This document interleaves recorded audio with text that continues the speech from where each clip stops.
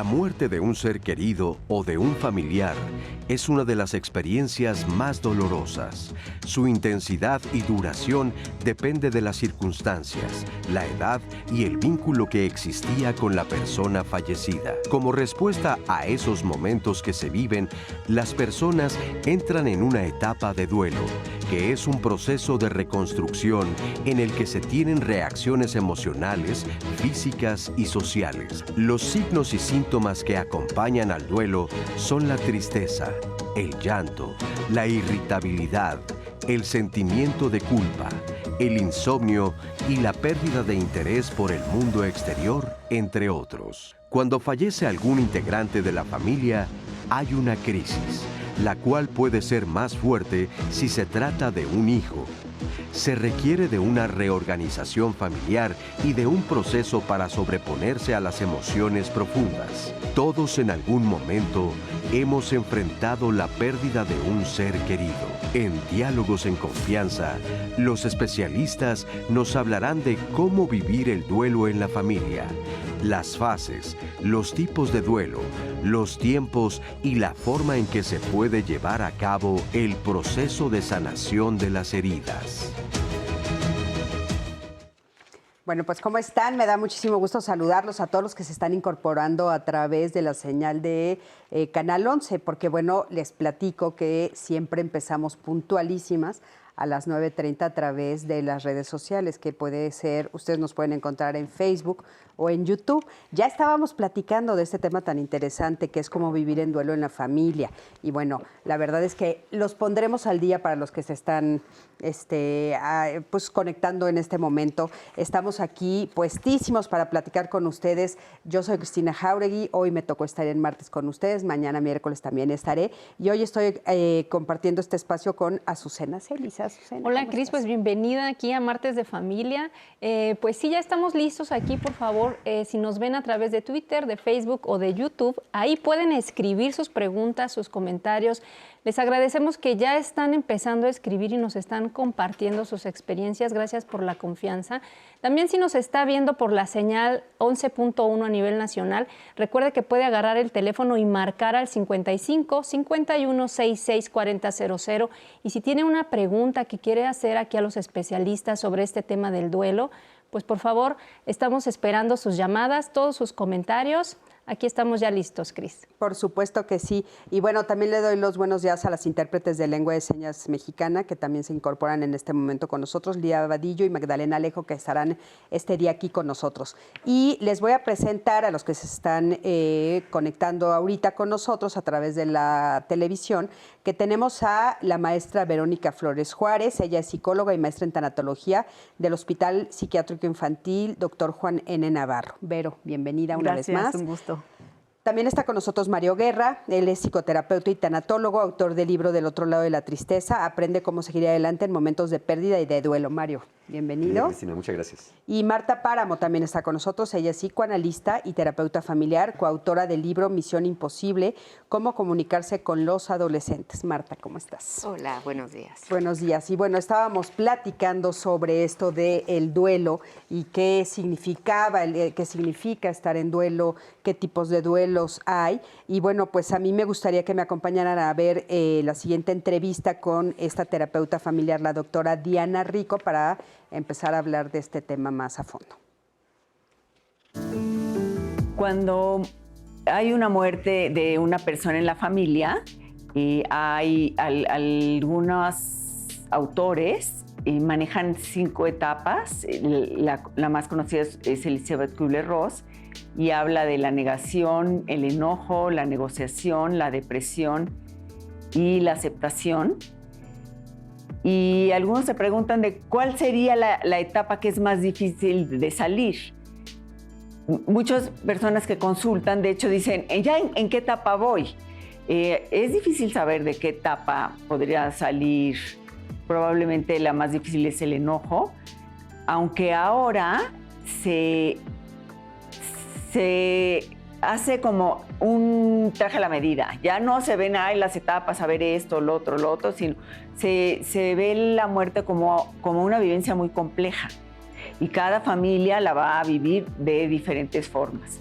De una forma única e irrepetible. Cuando muere una persona querida, la familia va a enfrentar ese duelo de forma pues muy diversas dependiendo de quién se murió. Si se murió el papá, que era el proveedor, pues van a vivirlo de una forma. Si se murió un hijo, pues es un duelo muy fuerte y cada miembro lo va a vivir de diferente forma dependiendo qué tan cercano era el vínculo, dependiendo cómo fue la muerte, si fue muy inesperada o si ya se esperaba. Y así cada miembro de la familia lo va a vivir de diferente forma.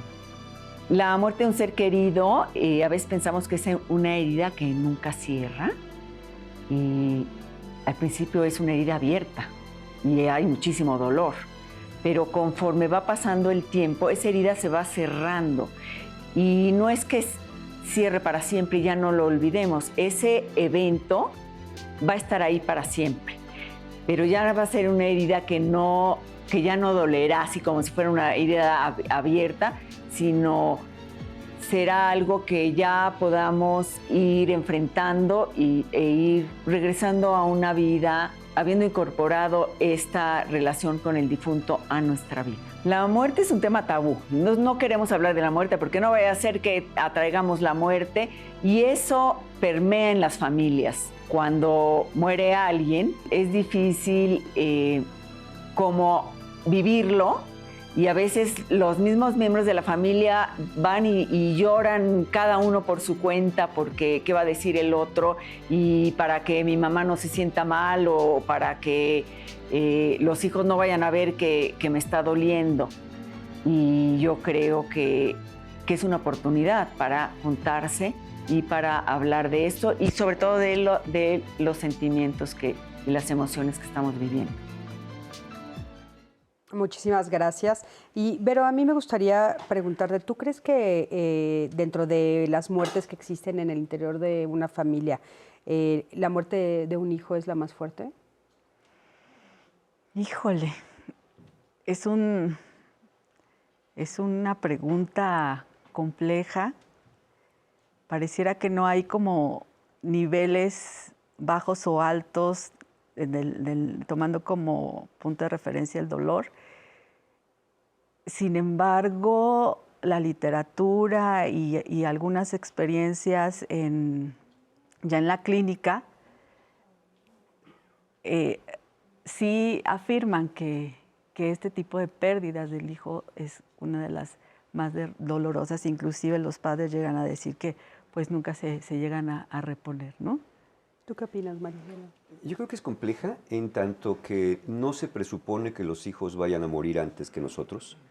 Tenemos una cierta linealidad de la vida, donde se supone que los que mueren son los viejos o los enfermos, que los adultos que tienen hijos no deberían morir porque los van a dejar en orfandad, y que los hijos, por supuesto, ni se piensan ni se cuestionan, no deberían morir. Sin embargo, los niños también mueren, y los niños pierden padres. Pero perder un hijo, primero, no se esperaba esto. Segundo, ni se deseaba. Y segundo, hay mucho depositado allá. Aquí no está el caso del padre que era mi fuente de confianza o proveedor, sino era mi futuro proyectado en este hijo. Entonces hay una parte del futuro que se pierde y el vínculo que se tiene. Muchas veces ocurre esto de ¿por qué yo no supe cuidarlo? ¿Por qué yo no estuve para él? ¿Por qué yo, que soy el cuidador, el salvaguarda de su vida entera, no fui capaz de cuidarlo? Entonces pueden venir muchos sentimientos de culpa, de cuestionamiento sobre la propia eficacia parental, de mi papel como padre en la vida o madre, y eso hace que sea más complejo de elaborar. No sé si más doloroso para todos, seguramente sí para la mayoría, pero no se trata de la competencia de a ver qué duele más, sino de ver los elementos que rodean a esto, que lo pueden hacer más complejo por estas cuestiones que acabo de mencionar. Acabas de decir algo interesante, que es la culpa. Sí.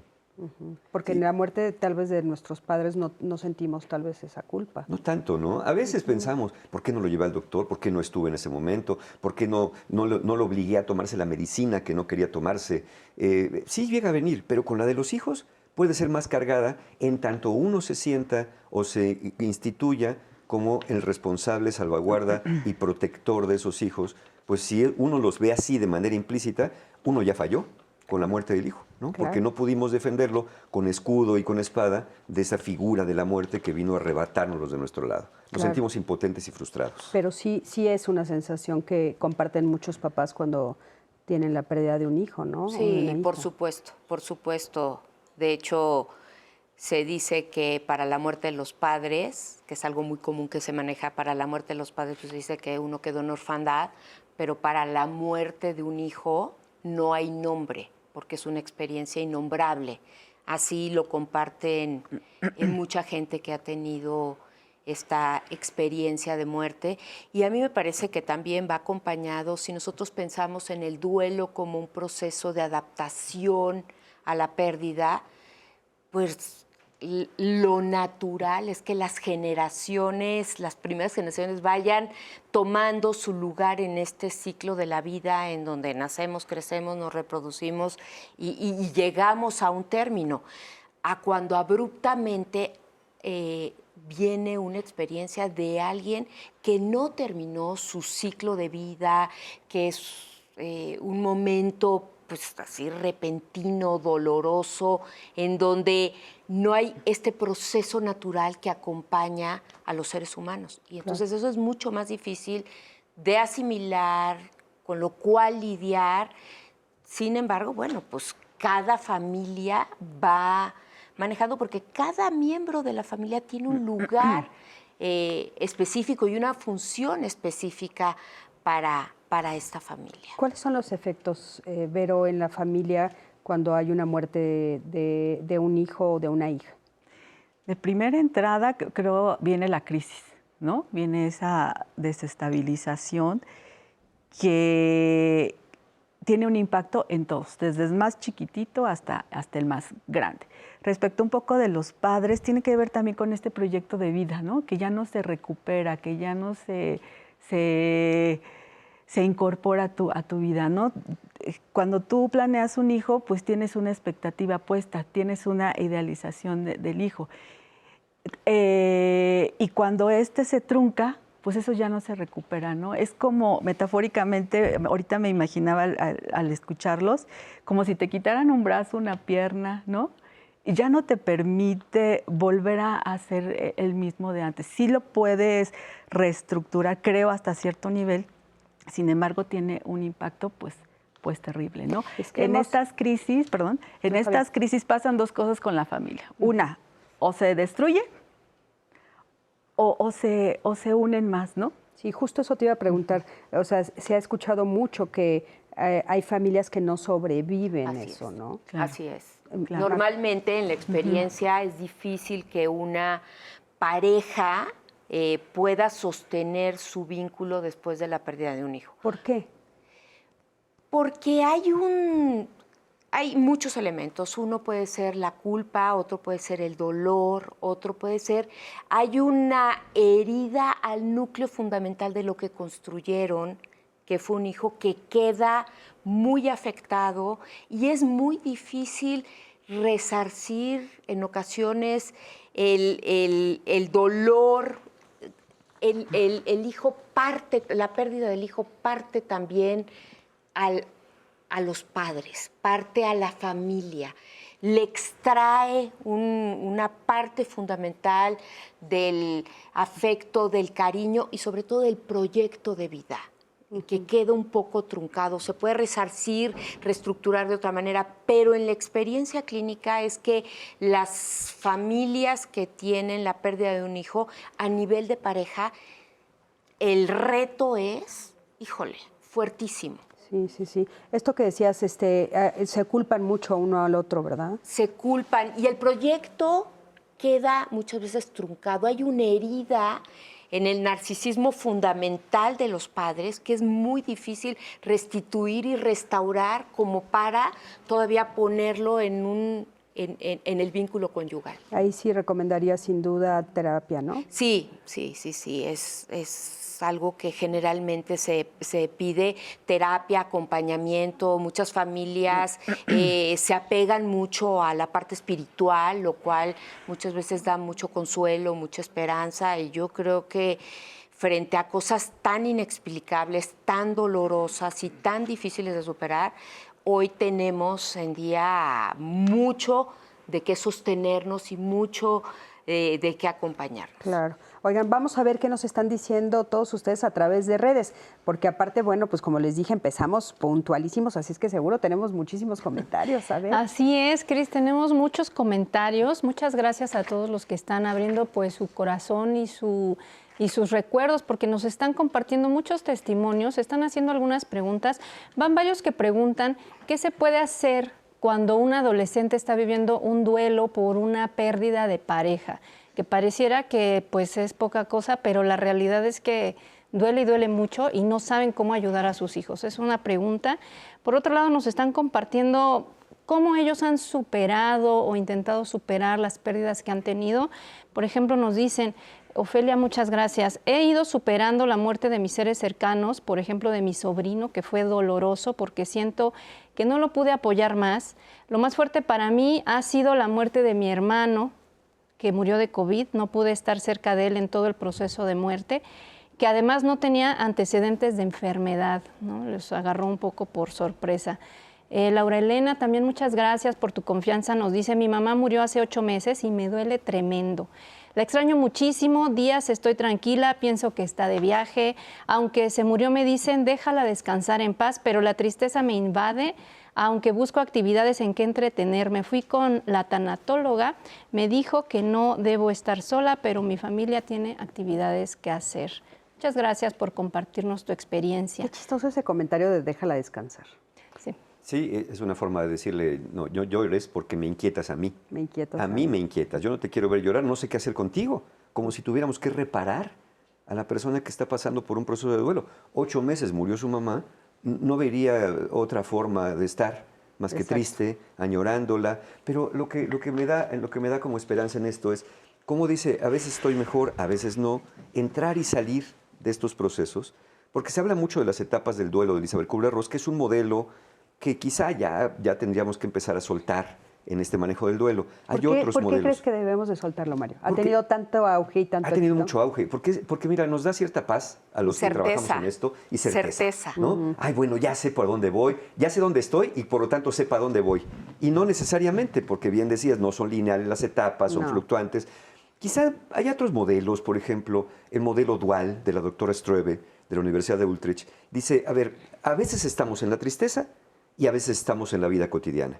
Y este entrar y salir nos hace cada vez estar menos en la tristeza y cada vez más en la vida cotidiana, pero en ciertos eventos, festividades, Navidad, cumpleaños, Año Nuevo, aniversarios, regresamos un poco a la tristeza.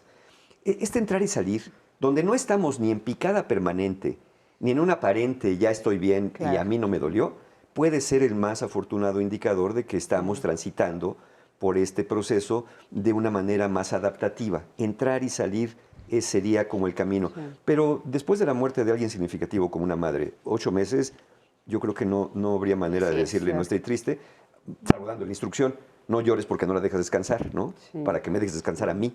Fíjate que en el proceso de Elizabeth, el último año estuve leyendo que le agregaron al final el sentido. No sé si lo viste, que me parece interesante. O sea, no solamente llegar a la aceptación, sino a darle sentido. Y entonces creo que eso como que integra más el modelo. Pero tienes razón, los modelos se superan, ¿no? Y entonces, claro, hay que irlos incorporando. Hoy tenemos 3, 4 modelos muy eficientes que seguramente en el futuro se irán modificando, ¿no? Pero creo que sí volteamos demasiado a ver el modelo de Kubler-Ross, demasiado desde mi punto de vista. Claro. Y tendríamos que abrirnos a la perspectiva de otros modelos, especialmente los que nos dedicamos a esto. Claro, claro. A ver, pero por ejemplo, el modelo que a mí, por ejemplo, me queda muy claro es, esto no es como la carretera México-Cuernavaca, que son 90 kilómetros. Ya vamos en el kilómetro 12, en el 25, en el 40, No, estos son 2 pasitos para adelante y luego das un pasito para atrás. Y luego vas avanzando y luego regresas. Y luego también hay eventos de la vida que no necesariamente es la pérdida física de alguien, que se puede pegar al duelo. Es decir, estoy en un proceso de pérdida de mi pareja y entonces eso me vuelve a reactivar ese duelo. Y entonces vamos avanzando y creemos que regresamos. Hay efectivamente una fase aguda y una fase esperable en todo el duelo. Pero a veces esta idea de creer que tienes que ir como en la carretera México-Cuernavaca, que son 90 kilómetros, y una vez terminado ya lo superaste, Es un error. Es un error. Sí, esos son los modelos de etapas. lo que Fíjate, proponen Cris, que fundamentalmente. justamente tenemos aquí una pregunta que se le hizo hace días a la audiencia para ver cómo ellos han vivido el duelo, porque efectivamente, pues cada quien lo vive diferente. Claro. Entonces, queremos mostrarles esta cápsula que esta pregunta se les hizo en redes y la estuvieron contestando. Ante la muerte de un familiar, ¿cómo han vivido el duelo? Vamos a ver qué nos contestaron. Preguntamos en nuestras redes sociales, ante la muerte de un familiar, ¿cómo ha sufrido el duelo? Estas son algunas de las respuestas que recibimos. Diana Jazmín Hernández Silva: me sigue doliendo. Hay días que estoy bien y días que amanezco con el corazón apachurrado. Y con cualquier cosita que me recuerde a ellos, sale el llanto. Psicólogo Manu Herrera: difícil. Mi esposa falleció a sus 35 años de edad. Nancy Patricia Queipo: todavía no lo supero. Las muertes de mi papá y 3 hermanas nos lastimaron tanto que además de sus pérdidas, estamos luchando para que otra hermana y sobrinas no se vayan de la misma manera. Suicidio. Alma Delia Pérez Pérez: se vive día a día con la herida abierta, pero tratando a la vez de curarla con fe. Solo vivimos por vivir. Nan Vega: es un proceso muy doloroso. Aún no supero la pérdida de mi papá y trabajo día a día. Ya van a ser 3 años y su recuerdo vive en mí. Sohar Corona: no vuelves a ser la misma persona y nunca te sientes feliz. Es un dolor. Lo peor es que todos los días te hace falta esa persona. En mi caso, mi hermano partió de este mundo y ahora siento que sobrevivo, pues no queda más. Lo extraño y a diario pido a Dios que donde esté él, esté salvo y sea feliz, que tenga la tranquilidad que nosotros acá no tenemos. Ani Banda: viviendo el duelo es algo que no debe evadirse para que pueda uno continuar. Mirilis Ramírez: tuve que ser muy fuerte para mi mamá. Se fue mi padre el 1 de enero del 2021 de COVID y aún no lo asimilo. Solo tuve sus cenizas unas horas. Aún pienso que en algún momento llegará a visitarme. No he llorado su partida. Consuelo Galmich Jiménez: es muy doloroso, pero tenemos que seguir con la vida, aunque duela su ausencia. Duele más cuando tu ser querido es joven y se va con tanto que vivir. Lilium Yang Keun: fue inesperado. Lo vivo con culpa, con dolor, como los alcohólicos, un día a la vez, acompañada de mi esposo y con ayuda de tanatología. Maite Pliego: espantoso los primeros meses. La pérdida de un familiar es como un terremoto emocional. El tiempo y la relación que se llevó, y más si fue buena, ayuda mucho a calmar el alma. Adriana Aranzolo: mi mamá apenas cumplió 2 meses de fallecida. La extraño mucho y aparte estoy peleada con mi hermana y mi padre. Tengo emociones encontradas. Muy interesante todo lo que nos están poniendo. Apunté aquí algunas cosas. Pero, por ejemplo, muchos dicen, es que no soy feliz, es que no soy feliz. O sea, sí, no sé si sintieron lo mismo. En los comentarios hay muchos que dicen, sigo en el duelo, no estoy feliz, me siento triste. ¿Qué opinas de esto? Justo al escuchar y ver estos mensajes, lo traté de asociar con lo que estamos comentando acerca del duelo complicado, ¿no? O duelo patológico. Somos un todo, ¿no? El ser humano es perfecto, pero a la misma vez es muy complejo, ¿no? Y de repente estas pérdidas pueden ser pues un evento que nos desequilibren, o también puede ser un evento detonador de que hay algo más, ¿no? Que en esta parte también lo ubicaba con qué pasa con las familias, ¿no?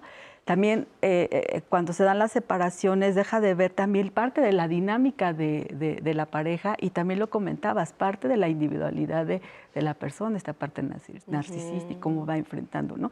Entonces no podemos dejar en aislado pues esa parte del duelo por las pérdidas, sino también hay un trasfondo que a veces cuando esto se prolonga, cuando duele mucho, cuando empieza a afectar mi vida personal, mi vida académica o laboral, mi parte social, mi parte recreativa, cultural, etcétera, pues entonces sí es importante como hacer una pausa para determinar si solamente es parte como de un proceso de duelo o si hay algo más que por ahí ya se estaba como cocinando y que cuando ocurre este evento, híjole, pues es un detonante.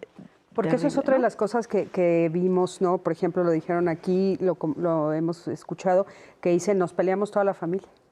Así es, Pasa así es. mucho eso también. La ¿por qué? familia entra en crisis, la familia entra en momentos difíciles, las deudas familiares pendientes, las deudas emocionales, todas... Las económicas. Sí. Y estos problemas por las herencias tienen que ver con el mal manejo del dolor emocional que se traduce en el mal manejo de las cuestiones de los dineros. O sea, y hay tanto problema porque está involucrado un duelo mal resuelto por parte de la familia. ¿Quién fue el consentido? ¿Quién fue el privilegiado? ¿A quién excluyeron? ¿A quién hicieron a un lado? Y empiezan a salir las reminiscencias de las rivalidades, de las luchas, de las problemáticas de la familia que se vienen acarreando desde la infancia y que no fueron aireadas en su momento y que se traducen en pesos y centavos, en propiedades, en estas rupturas inexplicables, en esa avaricia que sale, en esa codicia que sale, y no es que apareció de la nada, no. Son las envidias, las rivalidades naturales que se viven en el seno de cualquier familia normal. Cualquier familia normal vive el amor, el cariño, la solidaridad, pero también lo natural es que aparezca la envidia, la rivalidad, las zancadillas. Ay, sí, es terrible. Ese proceso natural, el no poderlas tramitar, el no poderlas enfrentar, el no poderlas hablar, el no poderlas de alguna manera resolver en vida, a la llegada de la muerte de alguien y la mejor vía para manifestar el conflicto es a través del dinero, pero es una cosa simbólica. No es el dinero, el verdadero problema es lo emocional. Sí, ahora lo que sí es que sí sucede que muchas familias se quedan rotas para siempre, ¿no? Ya veremos en redes qué nos dicen sobre este tema, pero bueno, vamos a ir a un corte, en un momentito regresamos, quédense con nosotros. Estamos hablando justamente de cómo vivir el duelo en la familia y todo lo que implica y las emociones que estos implican. Y bueno, vamos a comentar qué nos están diciendo ustedes a través de las redes para hacerles las preguntas pertinentes a los especialistas que nos acompañan el día de hoy para hablar de este tema tan importante. ¿Algún comentario, Rosy? Así es, pues tenemos uno, nos dice Mariana, la resignación, la costumbre de no ver más a mi hija conforme son sinónimos de aceptación e integración. Muchas gracias por su confianza, seguimos esperando sus comentarios. Regresamos.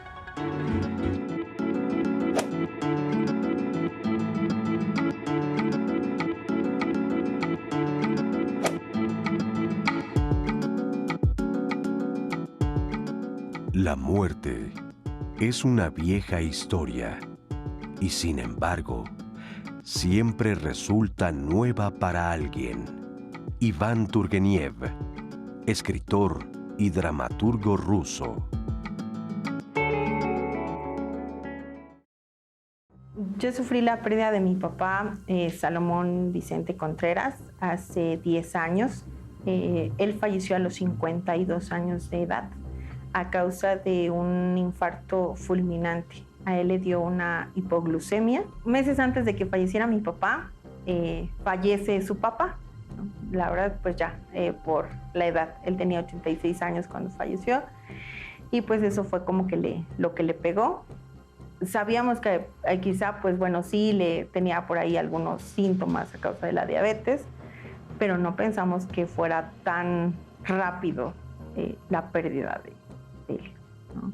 Él nunca nos habló de, ay, mis niñas, mis muñecas, mis princesas. No, o sea, él siempre eran así de, órale, canijas, ¿no?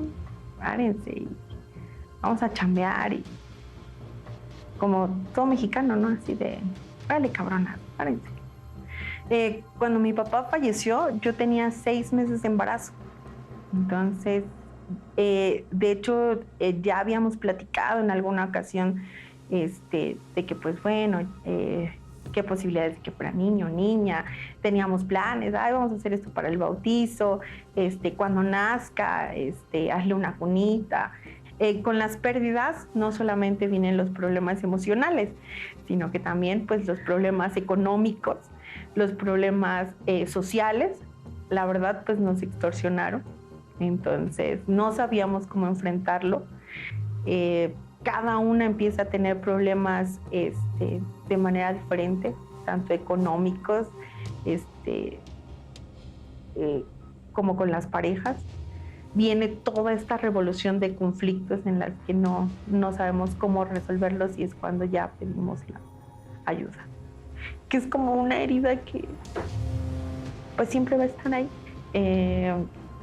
Sabes que a lo mejor ya no lo vas a volver a ver físicamente, pero que cuando ves sus fotografías, pues hasta hablamos con él, ¿no? O hasta cuando tenemos un problema, algo, ay, papá, ayúdame. ¿Qué harías? ¿Tú qué harías? Ayúdame, ilumíname. ¿Qué puedo hacer en este caso? Pues sí, sobre todo eso. Yo logro ser resiliente con esta pérdida, con esta ausencia, pues porque como que uno aprende a vivir con la ausencia de mi papá. Pues bueno, muy interesante. A ver, ¿qué están diciéndonos en las redes? Mira, nos están llamando, tenemos una llamada de Acapulco, nos dicen, hace 8 años mi hijo falleció, era mi único hijo y no puedo encontrar la paz. También tenemos otra llamada de Guadalupe, de Veracruz, dice, se siente menos la pérdida de los familiares cuando se les da la atención en vida, se les dedica tiempo, se les visita y se ve por sus necesidades. Y es pesado cuando uno no procura al familiar y ya cuando se enteran de que falleció se lamentan, dediquen tiempo a sus familiares. Gracias por esta opinión. Tenemos otra llamada anónima. Es una pregunta, ¿cómo se puede manejar el duelo en un niño de 4 años que presenció el fallecimiento de su abuelo? Bueno, esta es una pregunta. También acá en Facebook nos estaban preguntando, Cris, que cómo pueden justo manejar la muerte cómo pueden manejar a un niño de 12 años que vio cómo fallecía su hermana mayor y pregunta y no saben cómo sacarlo como de esa etapa de duelo. Muy interesante eso, porque, a ver, Mario, cuando la muerte es en el interior de tu núcleo más cercano, ¿no? de la familia, pues hay como muchos elementos ahí de cruce, ¿no? O sea, por ejemplo, si muere tu hijo, pues a ti se te murió un hijo, pero a tus hijos se les murió un hermano, sí, ¿no? Sí, sí. Lo mismo ahorita que nos está diciendo, bueno, a veces puedes ver esas escenas, que es terrible, o si te muere un padre, pues murió tu pareja, pero murió el papá de tus hijos. O sea, esos cruces, ¿cómo los podremos manejar de una mejor manera? Parece que se espera que los adultos seamos los que sabemos qué hacer, cuando a veces también a nosotros el dolor pues nos nubla, ¿no? Todo, no podemos hacer nada. Sí, claro. Y me empiezo respondiendo un poco lo que preguntaban y respondiendo a ti. Cuando dicen, bueno, mi hijo de 2 años, de 4 años, de 9 años presenció la muerte del abuelo, del hermano, habrá que ver la forma de la muerte también. Porque si fue una cosa traumática, evidentemente quizá no sea el duelo lo primero a atender, sino los efectos traumáticos de aquello que pudo haber presenciado, si fue un suicidio, si fue algo cruento, si fue que lo vio caer y convulsionar, algo, eso habría que atender también. Pero lo dices muy bien, somos un sistema, ¿no? En la familia somos un sistema y cada uno tiene una perspectiva. Los padres están parados a un lado, los hermanos en otro, tienen diferentes perspectivas. Y yo creo que para poder ayudar y acompañar, los padres se nos ha enseñado que tenemos que saber, pero también es acercarse y preguntar, ¿cómo lo estás viviendo? Porque a veces los hermanos dicen, no, pues como yo no estoy sufriendo como mi mamá, pues yo mejor me aguanto. Pero luego pasan los años y en terapia te cuentan, pues es que a mí, francamente, ni caso me hacían, porque como todos estaban con el dolor, o estaban con la enfermedad de mi hermano, o estaban con el dolor de su muerte, a mí ya no me prestaron mucha atención. Y yo no dije nada, pues porque cómo es posible que yo todavía saliera con que quiero que me hagan caso cuando mis padres estaban sufriendo la muerte de mi hermano. Ese tipo de cosas tenemos que pensar. ¿Cómo lo está viviendo todos? Los padres pierden a los hijos, pero los abuelos pierden un nieto también. Entonces, ¿cómo cada uno? No vamos a decir, como dije antes, qué duele más y a quién le duele más. No es la competencia del dolor, sino cómo cada uno lo vive y qué necesita cada uno del sistema familiar cuando el sistema familiar puede proveer eso. Porque a veces el sistema familiar no es un entorno favorable para que los demás se expresen en esto de ya no llores, cállate. Yo he tenido pacientes que dice el papá, por ejemplo, yo lloro cuando mis hijos no me ven para que no me vean que me vengo abajo. Y los hijos dicen, yo lloro cuando mi papá no me ve porque yo no quiero que él se venga abajo porque se ve muy fuerte. Y yo les digo, ¿por qué no lloran juntos? Porque cada uno está llorando por su lado, ¿no? Entonces, si no preguntamos, si no nos acercamos, si no damos por hecho que sí nos está afectando de alguna manera, pero no tiene que ser para todos la cuestión devastadora y para otros sí, así enterándonos de lo que vive el otro, podemos ser de mejor acompañamiento, porque muy generalmente nos vamos a dar cuenta que estamos viviendo cosas muy parecidas, pero las vivimos trágicamente en familia, pero en soledad, porque creo que o los demás no, o yo no, o cada uno es diferente, ¿no? Entonces creo que sí nos duele, pero averigüemos, preguntemos. Claro. Y si alguien no se abre, porque a veces pasa que no, llega y cuéntale, mira, yo me estoy sintiendo muy triste, yo me estoy sintiendo muy enojado, yo me estoy sintiendo muy frustrado, pero ¿cómo te estás sintiendo tú?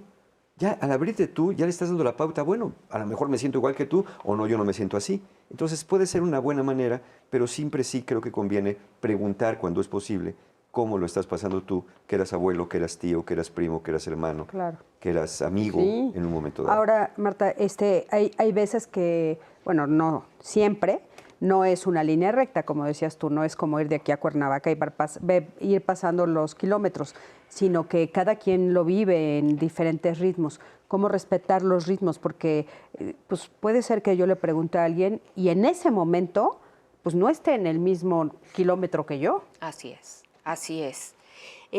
Yo coincido en que una parte fundamental del respeto en la familia, de los ritmos que lleva cada quien, es el reconocimiento que aquí no hay reglas y aquí no hay maneras de lidiar con el dolor.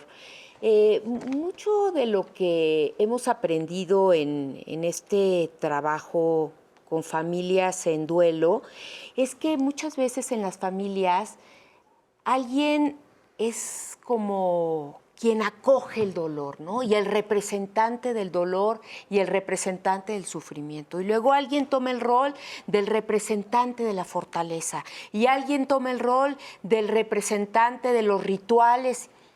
Y está bien que la familia de inicio se reacomode y cada quien tome sus roles.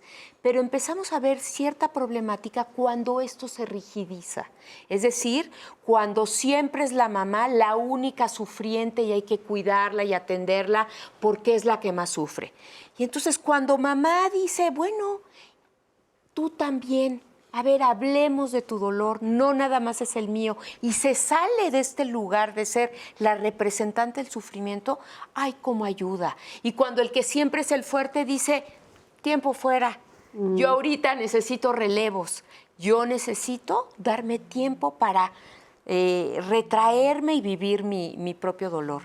Entonces, esta es una parte fundamental, darnos cuenta que cuando nos rigidizamos en un rol, en un papel ante el sufrimiento, pues nos quedamos sin muchos recursos para resolver nuestros verdaderos problemas. Claro, eso es súper importante entenderlo. Ahora, como ustedes también han dicho, ver la forma, o sea, la razón por la cual esa persona pierde la vida o se muere, etcétera, es muy importante. Y de esto nos hablan un poco este siguiente testimonio de Félix y Celia. Ellos son unos padres que nos comparten su dolor de haber perdido a su hijo menor, Diego, y la ayuda que han encontrado a través de la terapia, porque algo que hemos estado comentando es, sí es importante aceptar ayuda, ¿no? Que sí de repente necesitas ayuda y las razones, siempre es trágico que alguien muera, ¿no? O sea, siempre es duro y siempre es doloroso. Ellos nos van a platicar qué es lo que les pasó y ustedes me dirán también si hay algunas cosas que son todavía más trágicas que otras, no sé. Acompáñenme a ver este siguiente testimonio. En un día normal, como cualquier otro, que fuimos a dejar a los hijos a la escuela por la tarde nos enteramos que nuestro hijo Diego había fallecido. Este suceso ha marcado nuestra vida de una manera brutal. Efectivamente estábamos trabajando, él llegó de la escuela, posteriormente llegó nuestro otro hijo, como a las 2:30 de la tarde, y su mamá ya estaba ahí, pero no, ella no había subido porque a la parte alta de la casa. Llega mi hijo, él sube, encuentra a su hermano ya fallecido, y me habla y me dice: papá, Diego se ha suicidado, Diego está muerto. Entonces yo me quedé así como que, dice: necesito que vengas. Yo le digo: ahorita voy, hijo. La verdad, uno se queda así sin palabras. Y uno en el camino hacia la casa, como si uno va pidiéndole a Dios que no sea cierto, que ojalá y no suceda. Y llego, y efectivamente al llegar a la casa y subir, entrar y subir, nuestro hijo ya había fallecido. Y eso fue el inicio, pues, de este gran duelo. Para mí el duelo ha sido un trabajo arduo, difícil, complicado. Poder gestionar las emociones, los sentimientos, era muy difícil. Como todo, al principio es un shock, una negación, un desequilibrio totalmente emocional.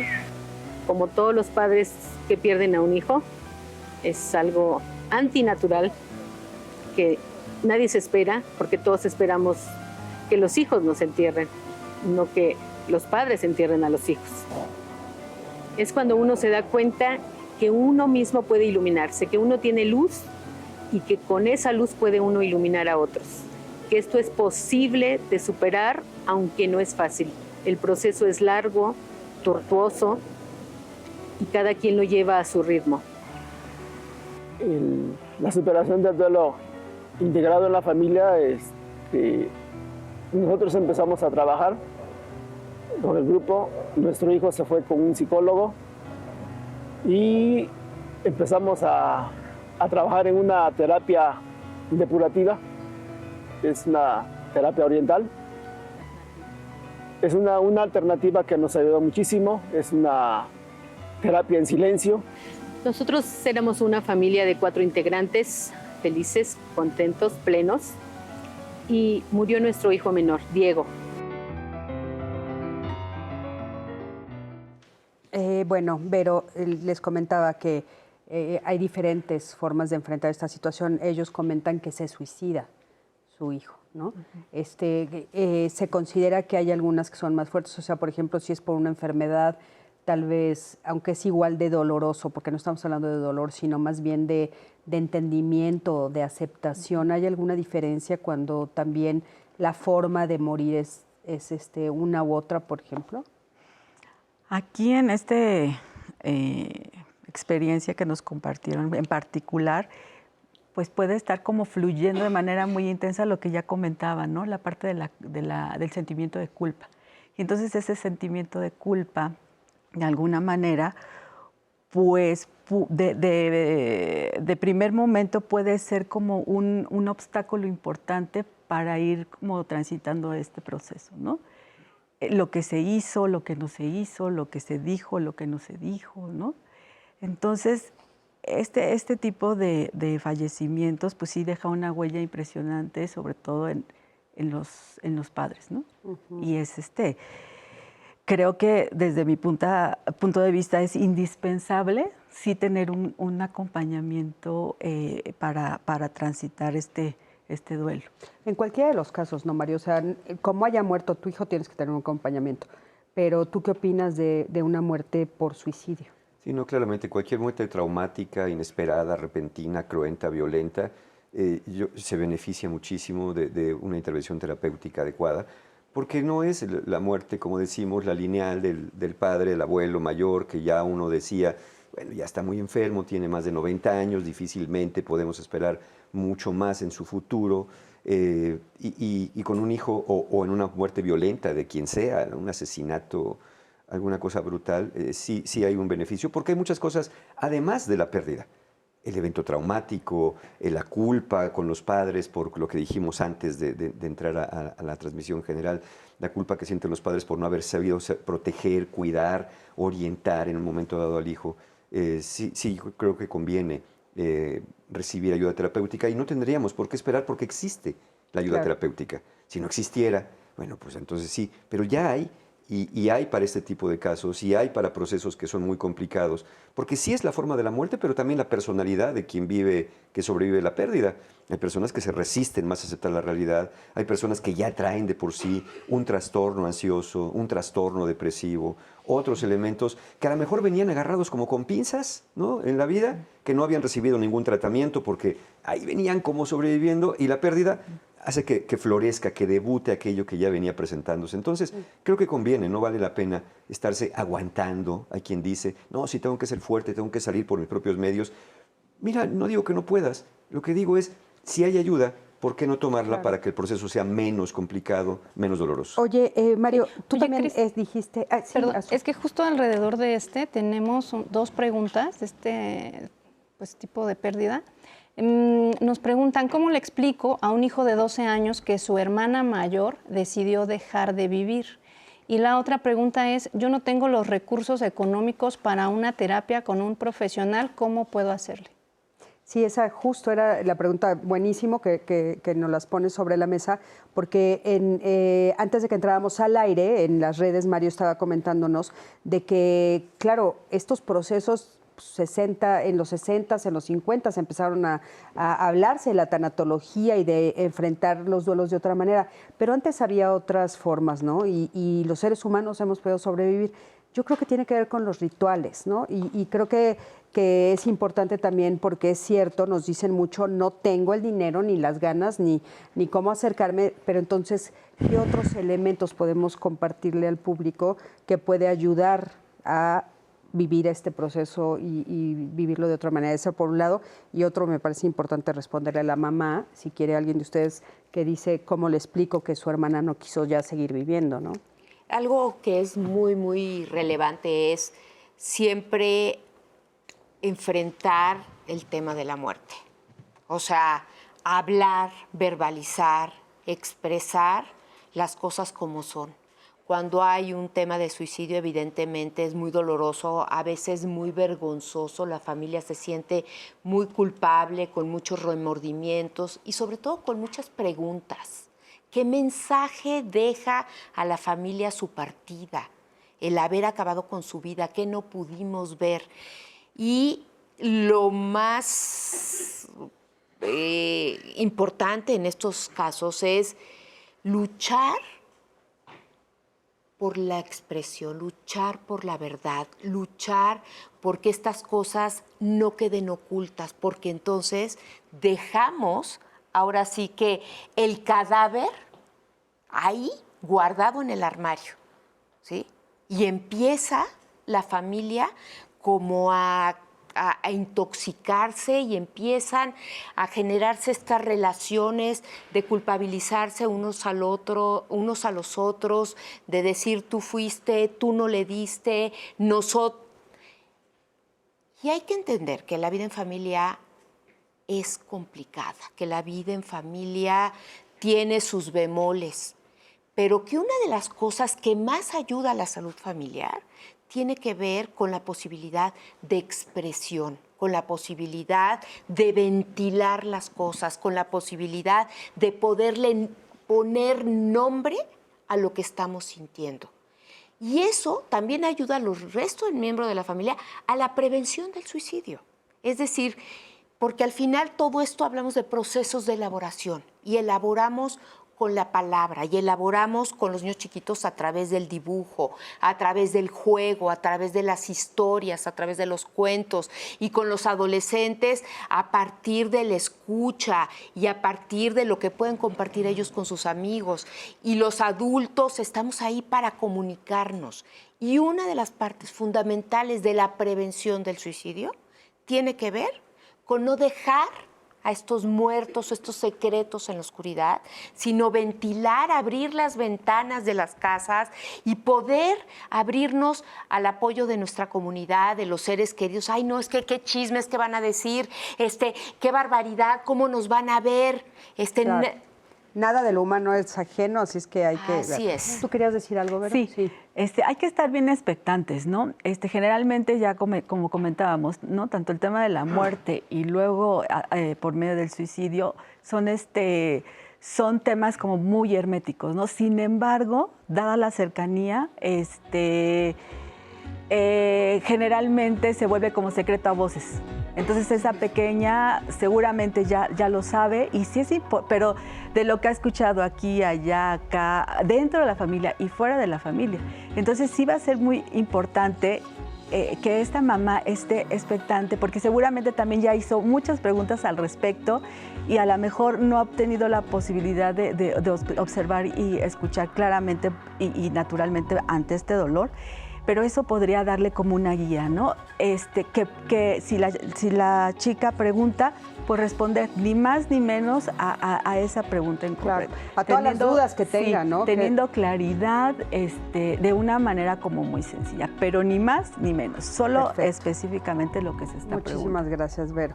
Pues bueno, vamos a un corte, en un momentito regresamos. Quédense con nosotros, estamos aquí en Diálogos en Confianza y regresamos para las conclusiones. ¿La pérdida de un ser querido puede representar la probabilidad de crecimiento individual y familiar? Todo fallecimiento altera el equilibrio y supone una reorganización y un gran duelo. Uno de los aspectos más afectados es la identidad familiar y, por difícil que parezca y resulte, el proceso de duelo posibilita encontrar un nuevo sentido. La recuperación de la crisis requiere un proceso que incorpora la pérdida sufrida y puede servir de puente a una nueva identidad. Para transitar en ese proceso en familia es recomendable hablar sobre la muerte del ser querido, pues negarla lleva al aislamiento. Aceptar sus sentimientos, es normal la tristeza, rabia, frustración y hasta agotamiento. Cuidarse, cuídense ustedes y entre ustedes. Ayuden a otras personas que también enfrentan una pérdida. Rememoren y celebren la vida de su ser querido. Pueden enmarcar fotos o plantar un jardín en su memoria. Si necesitan ayuda en el proceso de duelo, en el Consejo Ciudadano ofrecemos apoyo psicológico gratuito. La línea de seguridad o chat de confianza 55 55 33 55 33 funciona 24/7 desde la Ciudad de México y para todo el país.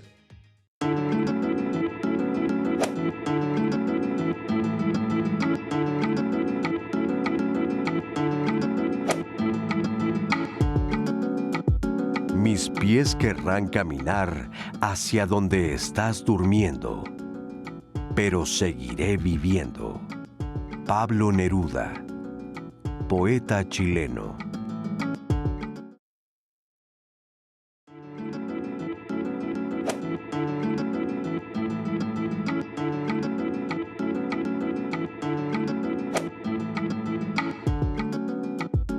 La verdad es que estarás afligido por siempre. Nunca superarás la muerte de un ser querido. Tú aprenderás a vivir a pesar de... Elizabeth Kubler-Ross, psiquiatra suiza-americana.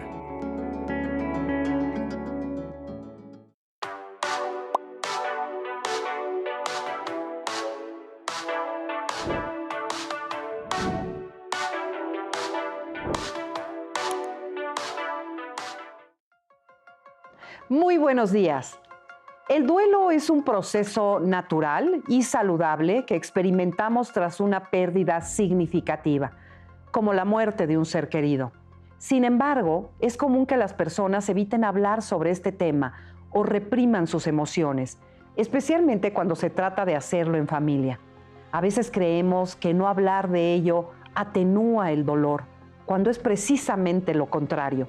Por eso, aquí hay algunas sugerencias que quiero darte y que pueden ayudar a vivir los duelos en familia de una manera más saludable y constructiva. Es muy importante expresar las emociones que surgen durante nuestro proceso de pérdida. Es común sentir tristeza, rabia, frustración o incluso culpa. En esos momentos pensamos que se pudieron haber hecho las cosas diferentes para evitar esa pérdida, pero esto es solo una ilusión y nuestro dolor es el que está hablando. En lugar de reprimir tus emociones y tu dolor, es necesario aceptarlas y reconocerlas como parte del proceso natural de sanación. Además, es esencial crear un espacio seguro para el diálogo y la expresión. Esto significa que todos los miembros de la familia deben sentirse cómodos para hablar y para compartir sus pensamientos y sentimientos sobre la pérdida. Es importante escuchar de forma activa y respetuosa, sin juzgar ni minimizar las emociones de los demás. Otro aspecto que me parece fundamental es la empatía y el apoyo mutuo. Es común que cada miembro de la familia experimente el duelo de manera diferente, por lo que es importante reconocer y respetar estas diferencias. Se trata de brindar apoyo emocional y comprensión sin intentar cambiar o solucionar la situación. Finalmente, es importante también tener en cuenta que el duelo es un proceso que lleva tiempo y que cada persona lo vive a su propio ritmo. Hay que tener paciencia, hay que ser comprensivos, así como también recordar que el apoyo y el diálogo en familia pueden ayudar a aliviar el dolor y compartir con amor todos esos recuerdos de aquellos que hoy ya no están con nosotros. Nos vemos la próxima semana.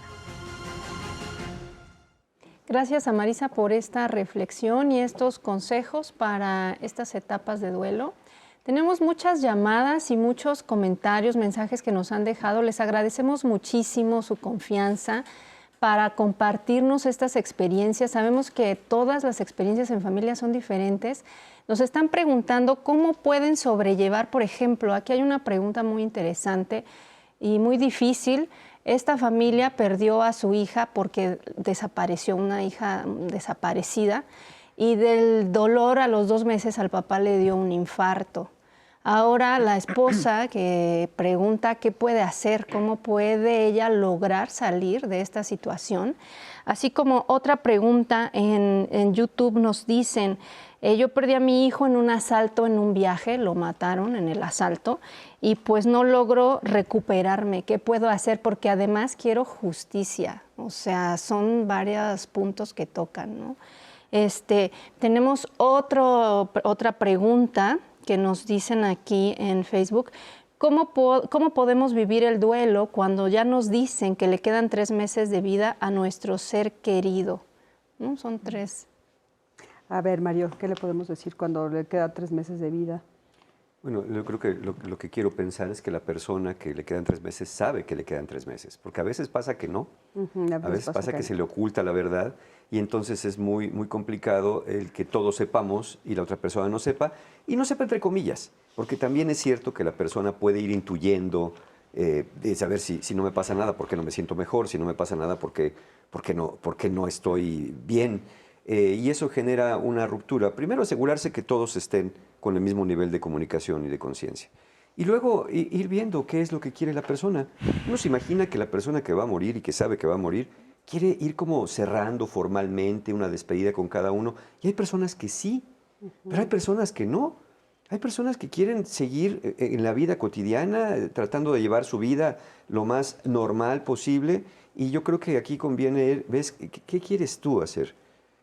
No inhibir jamás que la persona quiera contar lo triste o decirle a otro, oye, mira, pues quiero que estén bien y ya no peleen, no te preocupes por nada, ¿no? Sino sí hacer ofrecimientos que uno genuinamente se sienta capaz de cumplir en un momento dado. No andar haciendo promesas de pronto, te prometo que todo va a estar bien y te prometo que nunca me voy a casar, porque pues ya estamos prometiendo mucho a futuro. Pero tener la comunicación abierta, hacer el acompañamiento en el tono que la persona necesite hacerlo. Si la persona, sabiendo lo que sabe, quiere no saber, también esa parte se respeta en un momento dado y no se habla del tema. Si quiere hablar del tema, yo creo que lo que había dicho antes de que entráramos a la red es cuando vayas en el carro de tu amigo, canta su misma canción. Vamos a ir a tono con aquella persona que es la protagonista del evento. Nosotros somos, digamos, unos actores secundarios en este papel de lo que está pasando, pero quien lleva el tono, quien lleva la batuta, sí está consciente, obviamente, sí está en posibilidades, pues es la persona. Si no, seremos todos nosotros los que procuraremos su confort. Si la persona está inconsciente o ya no está en conciencia de lo que pasa, evitar el dolor, evitar la asfixia, evitar síntomas agregados y evitarle un entorno sobresaltado, porque luego hay quien anda peleando por ahí a gritos en la casa. Eso sería lo más conveniente, sabiendo qué va a suceder. Gracias, Mar. Vero, por ejemplo, cuando dicen, ¿cómo supero que se desapareció? ¿No? Estas desapariciones forzadas que estamos viendo tan común en México. ¿Qué hacer frente a eso? Y aparte, en el caso que nos leyó Azú, no solamente eso, sino aparte el marido no soporta y su corazón no soporta y muere también, ¿no? Híjole, es un tema complicado, me parece también como de difícil resolución. Sin embargo, yo optaría pues por un acompañamiento, ¿no? Por un acompañamiento como integral desde esta parte, qué hacer en lo social, que ya lo vemos pues de manera pues cotidiana, desafortunadamente, ¿no? Que eso de alguna manera me permite a mí ir transitando con este dolor, ¿no? Hacer algo, darle un sentido a esto que siento, porque no sé qué va a pasar, ¿no? No sé si la vaya a volver a ver y de qué manera, ¿no? Entonces, estas formas son hasta cierto modo catalizadores en esta parte de la parte social. También seguramente yo creo que hay algo paradójico con la parte legal, que nuestro sistema pues está también rebasado, ¿no? La parte de la seguridad está rebasado, entonces todos esos procesos son muy, muy lentos y de repente generan pues que se desborden las emociones o que fluyan, pero volvemos a lo mismo, darle como un sentido a esto, ¿no? Desde esta parte, desde la otra parte a lo mejor también honrar a la persona amada, a través de lo que, no obligándome desde mi punto de vista a hacer lo que a lo mejor le gustaba, pero seguramente va a haber cierta concordancia o cierta afinidad y pues honrarlo de esa manera. Lo hago porque te gustaba, pero también yo voy de la mano con ese gusto que compartíamos, que disfrutábamos, ¿no? Yo creo que también por ahí, y la parte, como decía al principio, ¿no? La del acompañamiento es bien importante, sí, sin duda. Para la pareja, y si hay más miembros de la familia, pues también, ¿no? ¿Qué otros elementos nos pueden servir para reestructurar a una familia que tuvo esta pérdida y que parece que está en ruptura? Mucho de lo que ayuda es la comunicación, la empatía, el acompañamiento, el no estereotipar los roles. La ayuda de la comunidad o de la familia extensa es fundamental. Y yo creo que muchas veces hay familias que lo quieren mantener muy como entre nosotros, entre familia.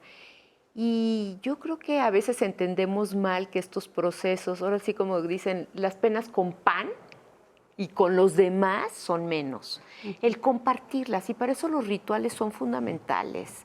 Las diferentes religiones tienen diferentes rituales que nos ayudan a procesar, a tramitar, a darnos los espacios, a darnos estos tiempos en donde los demás traen comida para todos, nos ayudan, nos atienden, y hay esta posibilidad también de la comunidad de procesar el duelo junto a nosotros. Entonces, darle ese espacio y ese tiempo al duelo. Yo entiendo y respeto que cada familia es muy diferente, pero hay familias que no quieren saber más de muerte, de pena y de dolor, y inmediatamente cierran las cosas, aquí no pasó nada, y el ritual, lo que se pueden ahorrar, se lo ahorran, porque qué horror.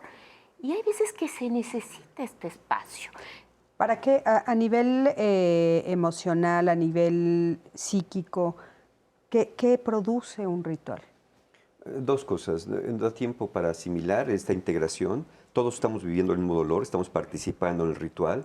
Le da un sentido a la pérdida. Hacemos una ceremonia, un algo, una flor, una misa, un velorio, ¿no? En esto que bien decía Marta, a veces ya queremos cerrar los velatorios. Se entiende que en la época del COVID, de la parte más aguda, no se pudieran hacer los rituales, pero ya vimos también algunos testimonios que nos decían, a mí me faltó y de pronto siento que todavía va a regresar en cualquier momento, porque esos rituales te dan tiempo para asimilar, te dan la integración de unión no solamente de la familia, sino de los amigos que están ahí. Dejan un sentido a esto, lo acompañé en su última puerta, en su última salida, yo estuve ahí, no estuvo solo el cuerpo, no estuvo sola la persona, entonces creo que nos aporta mucho, pero lo que más nos aporta es un sentido de unidad, un sentido de identidad, cuando otras personas nos acompañan en estos rituales que no deberíamos saltarnos porque tienen una función. Esa forma de saltarse los rituales es una forma de negación, es un intento de negación de la realidad. Si yo no lo veo, entonces no está pasando. Si cierro la sala de velación y regreso al otro día cuando ya se ha llevado la caja y el cuerpo, la cremación y lo que sea, entonces esto no está pasando. Pero eso va a repercutir en estos procesos donde cueste más trabajo asimilar. ¿Cómo asimilas lo que pasó cuando haces como que no ha pasado? Claro, como que acomodas todo, ¿no? Como que es una forma de ir entendiendo lo que está sucediendo. Sí. Ahora, ha habido, como siempre en la historia, cambios, ¿no? Ahora la gente, pues sí, ya no quiere hacer los velatorios o se están cerrando algunos velatorios porque los quieren hacer diferentes. Si encuentran un ritual diferente que les satisface, se vale. Siempre también, que les haga ¿no? sentido, Exacto. que no sea por evitar. Exacto. Que les haga sentido, ok, voy a cerrar el velatorio porque en la casa va a haber otra cosa. Exacto. O porque más adelante voy a hacer otra cosa. Sí. No es nada más Ahora por, también la por forma evitar. de enterrar, Mario, también ha cambiado, ¿no? Mucha Sí, gente ¿no? ya no está optando por los panteones, ya está haciéndolo de otra manera, pero sin Tiene lugares allá evitarlo. luego en algunos cementerios, ¿no? Sí, las cenizas, ¿no? Las cenizas, hay muchas formas. Ahora te pueden hacer una composta, te pueden hacer un bloque para que un arrecife crezca. Ahora vi que hasta un brillante. Un disco LP también, te pueden hacer disco LP con tus canciones favoritas. Lo malo es que se vaya a rayar el disco después, como vas a ver. Sí, ese es un problema. Pero mira, yo creo que el otro día me decía una persona en terapia, me decía, fíjate Mario, que mi papá murió y fuimos a tirar las cenizas al mar. Y le digo, ¿para ti tirar qué simboliza la palabra? No, pues que algo que no sirve, algo de basura. Digo, ¿por qué no empezamos a reestructurar esto de una manera distinta? Porque le daba mucha tristeza a eso, que ha venido a tirar las cenizas. Cuando ella misma le cambia la palabra a, no, es que fuimos a depositar las cenizas al mar, dice, no, sí cambió. Claro. Esos pequeños cambios pueden hacer diferencias fundamentales, siempre que vengan de cada uno. Si para alguien tirar las cenizas no significa gran cosa, está bien, pero para aquel que le produce algo hay que analizar qué estoy haciendo. Entonces, sí, rituales diferentes. Claro, la narrativa, qué importante. Sí, y no parar la vida de pronto, ¿no? Porque a veces tienen las cenizas en la casa y ahí están. Ya ni caso les haces a las cenizas. ¿No? O les levantas un altar, creas como una especie de portal de comunicación donde necesitas las cenizas para sentir que te comunicas con el otro.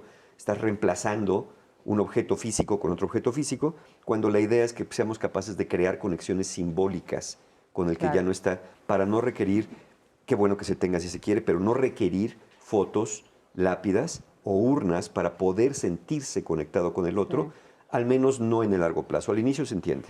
Claro, porque hay personas que hasta objetos, ¿no? Es que este era el cenicero favorito de mi mamá y si se rompe el cenicero es otro duelo terrible, ¿no? Sí. Hacer ese tipo de separación es Y importante. la parte importante que tenemos nosotros los mexicanos, que son todos estos rituales del Día de Muertos, que son una maravilla. Y es esta cuestión de la cultura nacional que sí tenemos de contactar y de invocar y de volver a recordar y de armar el altar y de que participe la comunidad, la familia, que a mí me parecen maneras maravillosas que tenemos particularmente los mexicanos de poder lidiar con nuestros propios duelos, con nuestros propios muertos y cómo hacemos esta conexión de la muerte y el duelo con lo artístico, que es esta manera ya de sublimar y de darle otros sentidos. Entonces, también hay como que rescatar esto que es tan propio de nosotros. A mí me encanta ese ritual. Estoy haciendo algo por el otro. Claro. A pesar de que ya no está, estoy preparándole algún banquete, una bienvenida, unas velas, un incienso, lo que cada uno quiera, pero estoy haciendo algo, siento que puedo hacer algo todavía por el otro y eso también da un sentido a esto, a nuestro duelo. Oigan, acompáñenme a ver la segunda parte de esta entrevista que le hicimos a la doctora Diana. Creo que, perdón, se me fue ahorita. Sí, Diana Rico. Diana Rico, sí. Y justo aquí en esta nos cuenta un poco de estos rituales. Sí, importante escuchar. Vamos a verlo. Acompáñenme. Los rituales de muerte existen en todas las comunidades y han existido desde hace muchísimo tiempo porque se ha visto que pueden ayudar a las personas que están viviendo una muerte. No es que los rituales puedan ser sustitutos de un proceso terapéutico, pero sí ayudan mucho. Y hay rituales desde lo colectivo que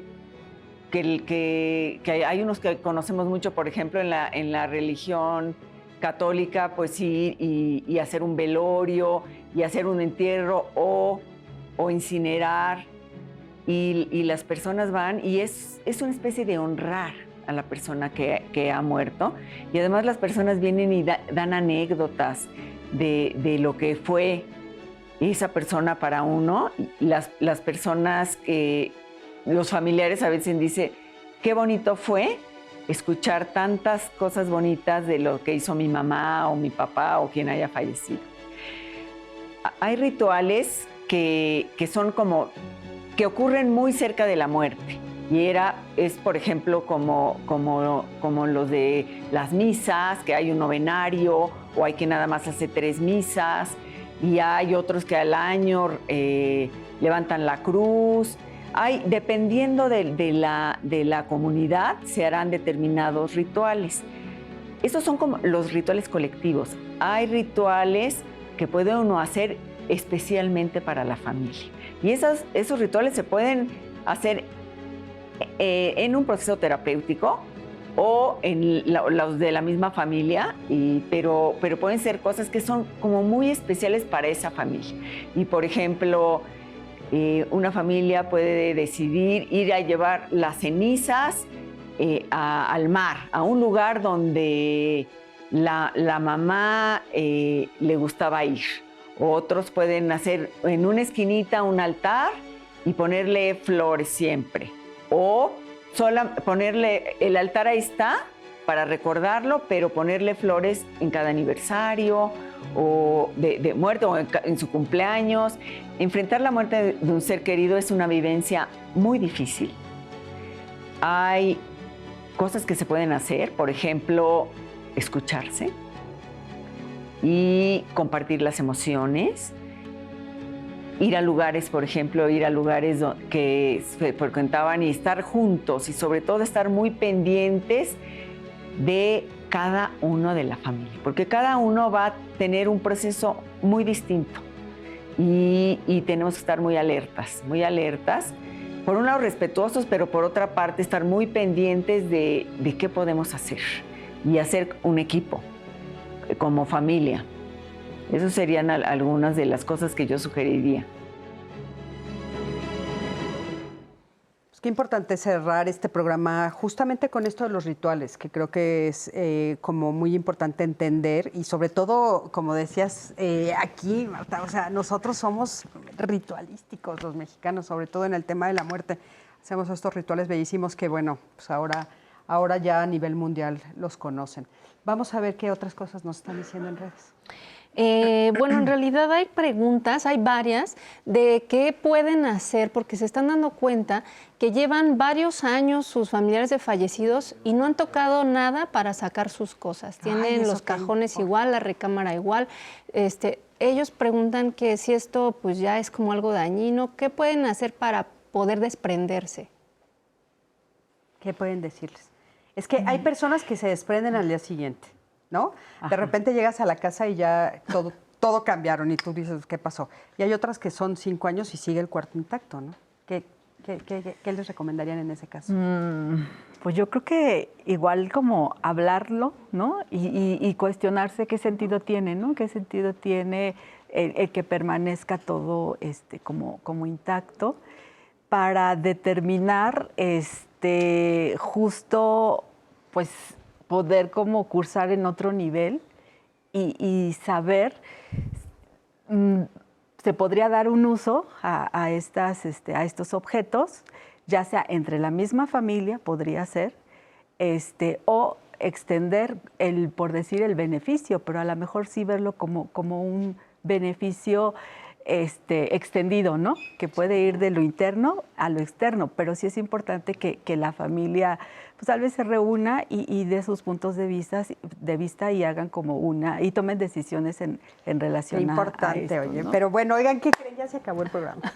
Ya se nos acabó. Muchísimas gracias. Gracias a los tres por haber estado aquí. Muchas gracias. Gracias de veras por todo lo que compartieron con nosotros. Un tema importantísimo. Estoy segura que nos va a servir muchísimo a todos los que estuvimos aquí, por supuesto a todos los que nos vieron a través de las redes y la televisión.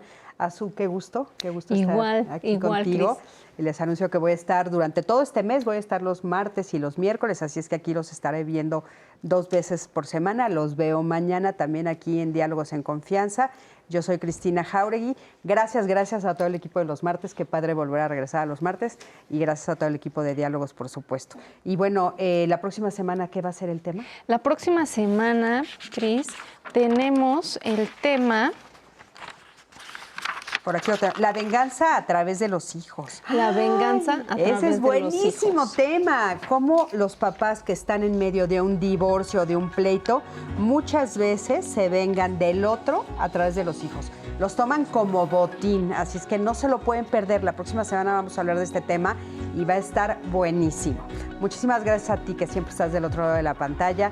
Yo soy Cristina Jáuregui y como les digo, nos vemos la próxima semana aquí en el martes de Diálogos y por supuesto mañana. Y quédense con nosotros aquí en el 11. Recuerda que puedes bajar la aplicación, esta aplicación que ahora es nueva para todos nosotros y que tú la puedes bajar en cualquiera de tus dispositivos, 11 más, donde puedes seguir todos los programas de Canal 11 y por supuesto los programas de Diálogos en vivo.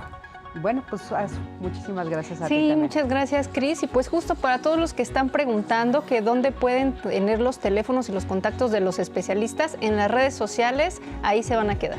Por supuesto. Nos vemos mañana. Hasta luego.